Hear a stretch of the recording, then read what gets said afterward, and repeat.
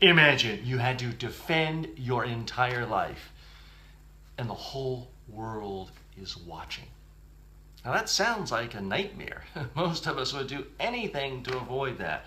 But believe it or not, some people are actively pursuing that. One of them is Rex Tillerson. He is the nominee of President-elect Donald Trump to be the next Secretary of State. Of course, in order to get that position, you have to go through a Senate confirmation hearing.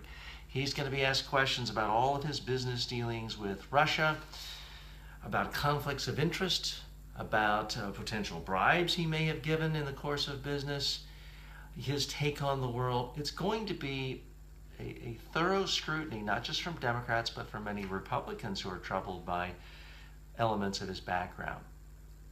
So what is he going to do? Well, I want to give you the advice that I give to my clients, because I have worked with some clients before their confirmation battles and their confirmation hearings in front of the Senate.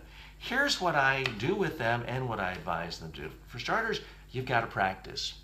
You need to spend hours and hours being bombarded by questions from friendly sources, but doing it in an unfriendly way. Your staffers, your colleagues, members of the White House staff, they've got to bombard you with questions so that there are no surprises when it comes to the confirmation hearing. This is what's different from a media interview. Media interviews, I want you to be prepared for the top handful of questions, but at some point it's a waste of time to go on and on and on preparing for every single possible question. You need to focus more on your message, your three main messages.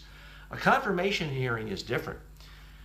A senator can talk to you, grill you for hours, and hear one thing that sticks in his craw, and it's usually a his crawl, but there are women in the Senate too, obviously, who are going to be asking questions. And one wrong answer can trip you up, although it doesn't usually. The vast, in excess of 90% of presidential nominees for high office, cabinet positions are confirmed.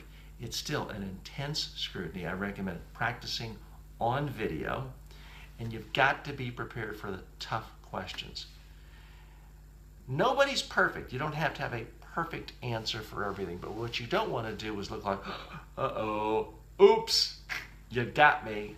I am embarrassed. That's what you don't want to do. That's what will be remembered. That's what will make it easier for a senator to vote against you. So you've got to look relaxed. You've got to look calm, comfortable. It's your job not to lie or spin or obfuscate, but it's your job to say what's good about you.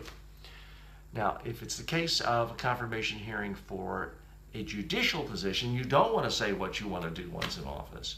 But for things like Secretary of State and others, it's fine to lay out your philosophy. One of the weaknesses many people have is they don't spend enough time really putting forth their own positive agenda for the job they want. They go into it too defensively.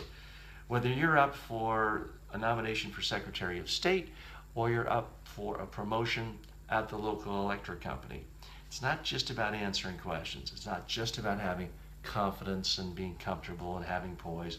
It's about telling people what you're going to do in that job to make it better.